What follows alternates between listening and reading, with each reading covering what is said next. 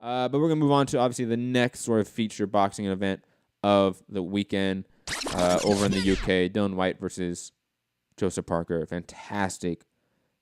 I mean, at worst, top 10 versus top 10 heavyweight fight. I believe Joseph Parker is probably in that top 5, and Dillian Whyte is right there. Let's be honest. These are two of the top young guys in that division. I believe it's a fight that on paper is intriguing because I really don't have one category of fighting or boxing that I can go, okay, this guy clearly has the overwhelming edge in this category. The only one I can think of is cardio. And Joseph Parker clearly has the better gas tank than Dillian Whyte. However, I think Joseph Parker, to me, is a little bit overrated on the amount of volume he puts out there. From watching a lot of tape on both these guys, I think they're very similar in what they do and sort of their styles, overall stances. They're similar. They're going to be almost mirror images of each other, except Dillian Whyte's going to be the far bigger opponent with far heavier hands. I believe both guys essentially want to get their jab going, to get their offense and sort of set the range. And most of their offense works behind that jab, whether it be the left hook off the jab, whether to the body or up top, or the right hand from the jab, or countering off your opponent's jab with the right hand. That is basically what these two guys do over and over and over again. Dillian Whyte has a little good uppercut. Joseph Parker, obviously, a little more light of foot, can get around easier. I would say has better head movement as well, obviously. But I would say Dillian Whyte has the better overall guard. His guard is far superior than Joseph Parker's. It's one that I've gone back and forth on consistently. I can see Joseph Parker, because I think this fight goes all 12. I do not see either guy really getting hurt or at least getting finished. I definitely don't see that. I think this is going to be a predominant boxing match at heavyweight where the jab or whoever determines the tenor of the jabbing game will be the winner. And I think that's going to be Dillian Whyte. I think it's the longer jab. I think he's only gotten better with it. I think the counters off the jab that Joseph Parker can throw are going to be a little bit too far out of range. I think he doesn't really have the power to capitalize on it that he would need to. And I don't see Joseph Parker switching it up. I don't see Joseph Parker being able to switch up, being on the back foot, sort of, dancing around, throwing the jab out, occasionally throwing the right hand.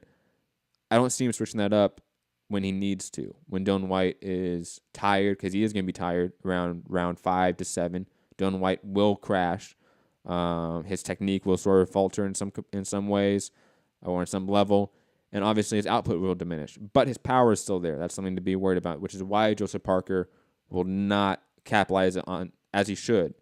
Because we're going to see an aspect or sort of a tone of this fight where Dillian Whyte obviously wins the first half of it, just being the overall aggressor, landing more shots. Joseph Parker sort of being the defensive fighter, reacting to Dillian Whyte's offensive continually and not really being efficient with it. And then we're going to see Dillian Whyte and his efficiency drop off because he will get tired. And then if Joseph Parker is smart, he will start being the aggressor at that point. He will start darting in and out with combinations, 2s and 3s, getting in and out of there, and really making it a tough fight and putting it on Dillian Whyte. That's what he will need to do in order to sort of turn the tide and win the second half of the fight. I don't think he does that. Curtis Cooper saying Parker by UD will be similar to AJ fight, but Parker would be a little bit more active. I agree that he will be more active, but I think Dillian Whyte will be more active as well. And I think Dillian Whyte will be able to land the harder shots, even though they may not be the more accurate shots or more shots. He will land the harder shots. He will land the more effective shots. And you're going to see Joseph Parker having to react, having to sort of try to adapt to it. And I think he's going to fail. I don't think he's going to be able to adapt to the forward aggression and just the consistent jab, 1-2, left hook to the body that Dillian Whyte can throw. Because everything Joseph Parker can do, I think Dillian Whyte can do in some capacity as well, or at least good enough to negate what Joseph Parker is able to bring to the table. But fantastic fight. Again, really hope that the U.S. sort of gets some international distribution rights to it somehow. Man, it's really upsetting we don't get that fight. But other fights on the card: Katie Taylor versus Kimberly Connor. Katie Taylor should obviously win this one by clear UD, if not maybe late TKO corner stoppage. Katie Taylor's, I think, really good about doing the exact opposite of what I've said about some other opponents or other fighters on the card or so far on the show. She sticks to a game plan. Great fundamentals. Great cardio. Never really falters. Able to adapt to what her opponent's able to bring to the table. Katie Taylor should win almost every round in this fight, in my opinion. Carlos Takam versus Derek Chisora. Takam should win this one easily. I think Carlos Takam is criminally underrated. Great counter puncher, mid combination of his opponent on the inside. Chisora sort of fading, sort of not the same guy that he once was. I think Takam should win this one relatively easily. Conor Benn versus Cedric Pennard, a.k.a. Cedric Pendragon, a.k.a. King Arthur. Conor Benn should win this. I think you're going to see an aspect of him be a little more reserved in this rematch because obviously they had a fight, I want to say last year, though I could be wrong. It could have been this year. So do not hate me in the chat if I'm wrong about that. But Conor Benn, even though it was a war, even though he was knocked down several times, had a huge swollen eye, he was still the better boxer. Still the faster guy, threw the harder shots, better technique, seemed to have better cardio as well. I think you see him sort of dial things back, work behind the jab a little bit more, and sort of try to box Cedric Pennard this time instead of have a war. Real nice thing. I think Conor Benn would do it different this time. Absolutely agree. Absolutely. Scholar of Boxing, Eddie Hearn has burned his bridges with HBO and Showtime, probably why they aren't picking up the fight. Yes, but then Eddie Hearn can easily make this on YouTube. Matchroom Boxing has made their undercard available on YouTube live for the U.S. audience for a while now, for a long time, at least all of this year, I would say.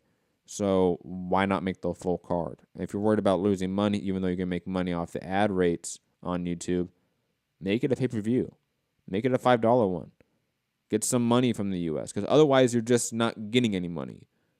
Because you're going to make, let's say, just for argument's sake, even though they're not going to make this, $1 million in the UK, even though they're going to make far more than $1 million in the UK. Let's just say it's $1 million for argument's sake. It's a round number. It's nice and easy.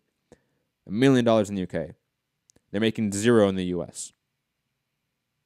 I mean, repeat that again. $1 million in the UK, $0 in the US with this current arrangement. Tell me how that makes sense.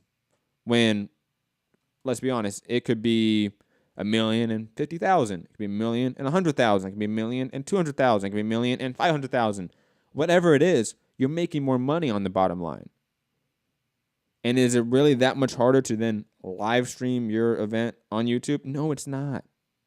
You've already done it consistently now. I'm actually assuming the undercard for this event will be live streamed on YouTube in the U.S. automatically by Matchroom Boxing. They've done it in the past. The Dillian Whyte Lucas Brown undercard, that was live streamed on YouTube for the U.S. through Matchroom Boxing's own YouTube page. This isn't hard, ladies and gentlemen. This isn't something that's a foreign concept to Eddie Hearn, the guy that is pushing streaming for boxing. This should not be a hard concept, and they should be able to get it done. It's YouTube. You think YouTube's going to care? No, they're not. But digressing.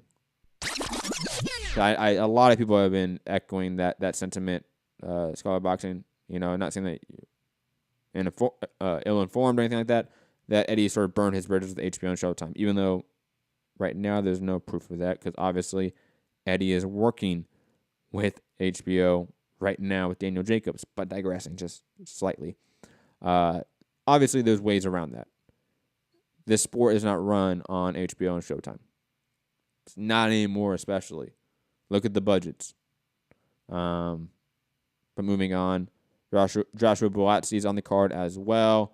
Frank Buglioni is on the card. Anthony Fowler, a.k.a. Rob, a.k.a. Robbie Hearns, a.k.a. Robbie UK, a.k.a. Rob at TV. His favorite fighter. That's his My Prince Nassim, easily. And Nick Webb versus Dave Allen also on the card after the whole Eubank falling out. There's another fight that was supposed to be on the card. I forget. I deeply apologize for forgetting what was supposed to be. Oh, Coburg. Coburg was supposed to be on this card. All that fell out. And now they got Dave Allen versus Nick Webb on it. Yay. I know he's liked over there in the UK, and I think he's a good sort of top 20, top 30 heavyweight. So, yeah. There you go. Other boxing I'm going to mention briefly, but not really.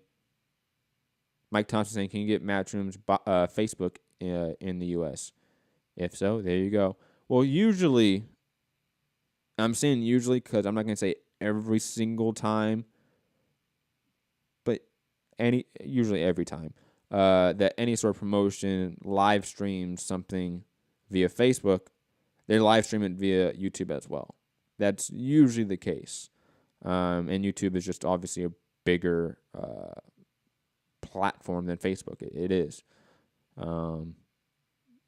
Fighter IQ, a.k.a. Ron the Mastermind, a.k.a. Ron at TBV, saying, what's goody? What's up, man? Hope you will enjoy all these fights this weekend. So much to watch. But other boxing this weekend that we're not going to do live fight chats for and we're not going to really talk about.